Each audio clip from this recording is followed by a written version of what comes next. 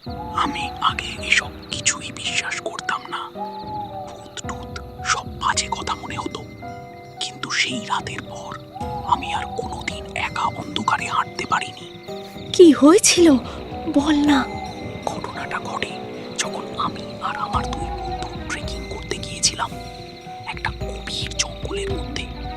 লোকজন বলেছিল ওই জায়গাটা রাতে এড়িয়ে চলতে, কিন্তু আমরা শুনিনি।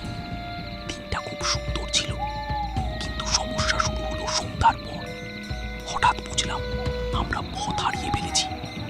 চারপাশে শুধু গাছ, কোনো রাস্তা নেই, মোবাইলের নেটওয়ার্ক নেই।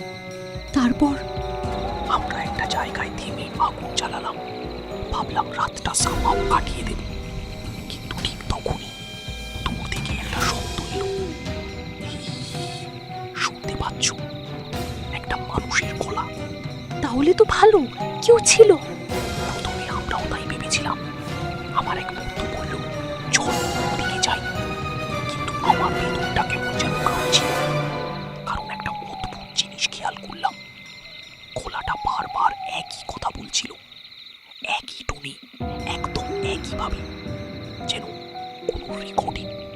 মানে মানে কোনো মানুষ এভাবে একদম একইভাবে বারবার ডাকতে পারে না। আমি ওদের বললাম না যেতে, কিন্তু তারা শুনল না। আমরা শব্দের দিকে এগোতে লাগলাম। হঠাৎ গলাটা খুব কাছে চলে এলো। শুনতে পাচ্ছ? কিন্তু সামনে কেউ নেই, শুধু একটা বিশাল গাছ, আর গাছটার নিচে মাটিতে কিছু ছড়িয়ে আছে। কি ছিল ওটা? আমরা টর্চ ফেলে দেখলাম। ওগুলো ছিল পুরনো জামা কাপড় আর হাড়, মানুষের হাড়। ঠিক তখনই গাছটার উপরে দিকে ধীরে ধীরে কিছু একটা নড়তে লাগলো। আমরা মাথা তুলে তাকালাম, আর যা দেখলাম আমি কোনোদিন বলতে পারবো না। কি দেখেছিলে? অতঃপর একটা মানুষ, না, মানুষের মতো কিছু, গাছের ডালে দুটো ঝুলে আছে। তার মুখটা পুরো ঘোরানো, চোখ দুটো সাদা, আর মুখে অদ্ভুত হাসি। সে আবার বলল,